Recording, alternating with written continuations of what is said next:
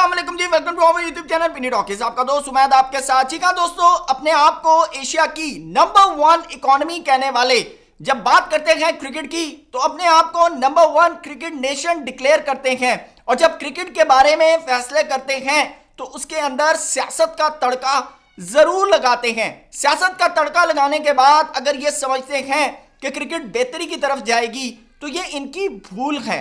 जी हाँ दोस्तों, सियासत का तड़का लगाने के बाद अगर आप ये समझते हैं कि क्रिकेट बेहतरी की तरफ जाएगी तो ऐसा नहीं है, बल्कि क्रिकेट दिन ब दिन बदतर से बदतर होती जाएगी।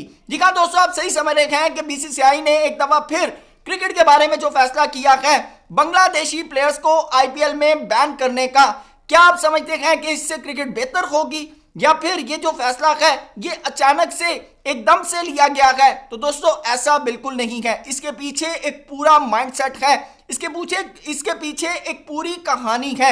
जी हाँ, वो कहानी हम आपको इस वीडियो में बताएंगे। लेकिन सवाल ये पैदा होता है कि बीसीसीआई के इस फैसले के बाद जी हाँ, क्या बांग्लादेश क्रिकेट बोर्ड भी क्या वो रास्ता अपनाएगा जो पाकिस्तान क्रिकेट बोर्ड अपना चुका है? जी हाँ, तमाम अपडेट आपको इस वीडियो के अंदर मिलेंगी। चैनल पे नए आए हैं तो इसको सब्सक्राइब करें, वीडियो पसंद आए तो लाइक भी करें और कमेंट सेक्शन में अपनी कीमती राय से जरूर आगाह कीजिएगा।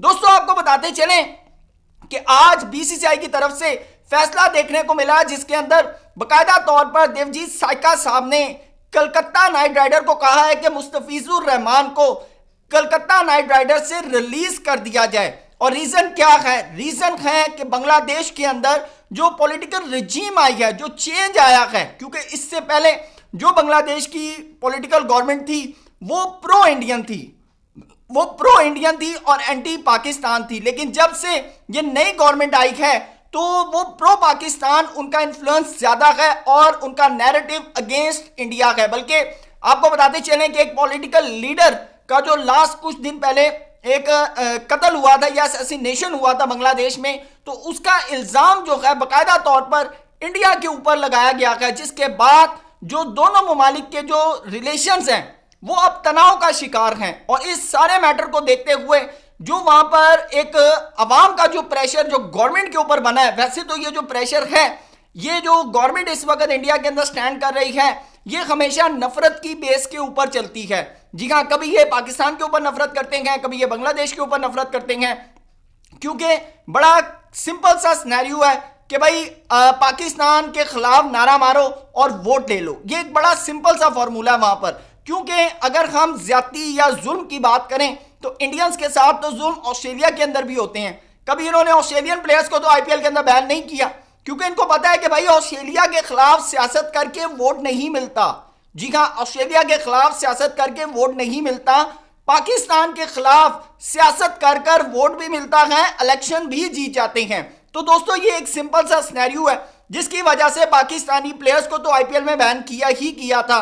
तो अब बांग्लादेशी प्लेयर जो है मुस्तफिजुर रहमान, अब इनको भी जो है वो आईपीएल के अंदर बैन कर दिया है। लेकिन अब सवाल ये पैदा होता है कि अपने आप को दुनिया की नंबर 1 सेकुलर स्टेट मानने वाले, जी हाँ, हर एक के साथ बेहतर रिलेशन बनाने की बात करने वाले जब इस तरह के डिसीजंस करें और छोटी छोटी चीजों के ऊपर नुक्ताचीनी करें, तो आपका क्या ख्याल है? इन सारे मैटर्स के बाद क्रिकेट बेहतरी की तरफ जाएगी? नहीं मेरे दोस्तों, क्रिकेट बेहतरी की तरफ नहीं, क्रिकेट दिन ब दिन बदतर से बदतर होती जाएगी। लेकिन अब सवाल यह है कि जिस तरह पाकिस्तान क्रिकेट बोर्ड ने कहा कि ठीक है भाई, आप अगर चैंपियंस ट्रॉफी खेलने नहीं आते तो हम T20 वर्ल्ड कप भी आपके मुल्क में नहीं खेलेंगे, हम जाएंगे श्रीलंका। अब सवाल यह पैदा होता है कि क्या बांग्लादेशी क्रिकेट बोर्ड जो है वो अब सवाल उठाएगा? तो मैं आपको बताता चलूं कि अभी बांग्लादेशी मीडिया के मुताबिक बकायदा तौर पर बांग्लादेश क्रिकेट बोर्ड ने आईसीसी के साथ जो है वो राब्ता कर लिया है। जी हाँ, आईसीसी के साथ बकायदा तौर पर बांग्लादेश ने जो है राब्ता कर लिया है, क्योंकि बांग्लादेश ने इंडिया के अंदर 4 मैच खेलने हैं।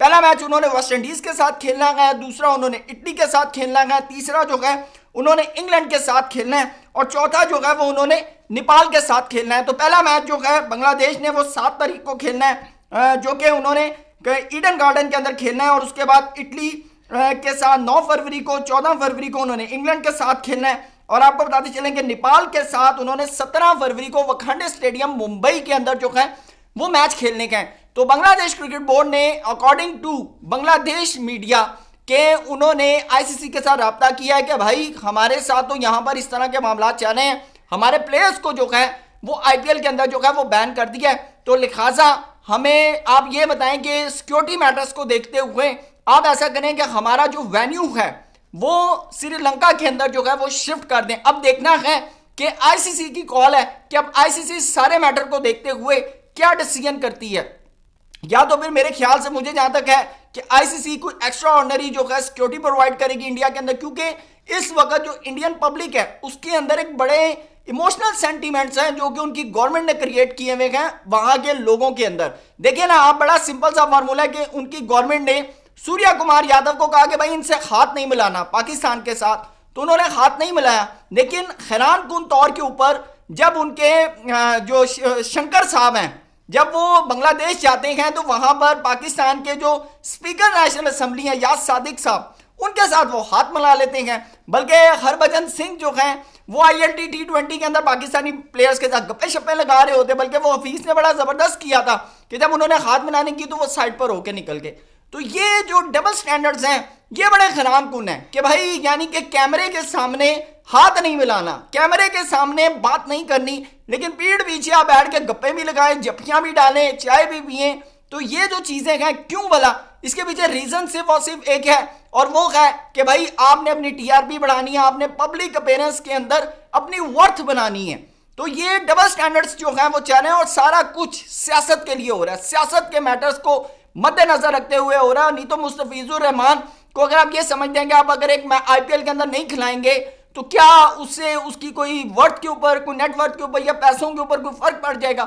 आप मुझे सिंपल सा बताएं, मुस्तफिजुर रहमान इंजर्ड भी हो सकते थे, मुस्तफिजुर रहमान इंजर्ड भी हो सकते थे, वो ना खेलते। लेकिन आपकी इस गिरी हुई हरकत से क्या हुआ कि बांग्लादेशी अवाम जो है उनके सेंटीमेंट्स को हर्ट हुआ है कि भाई अब वो भी कल को ये डिसीजन कर सकते हैं कि भाई हम इंडिया के अंदर टूर्नामेंट नहीं खेलेंगे हम, या फिर वो सिंपल सी बात है वो ये कह सकते हैं कि जी हम बाइकआउट करते हैं, हमें हमारे प्लेयर्स को सिक्योरिटी इश्यूज है, हमारी गवर्नमेंट हमें इजाजत नहीं दे रही कि हम जाएं और जाकर इंडिया के अंदर T20 वर्ल्ड कप खेलें।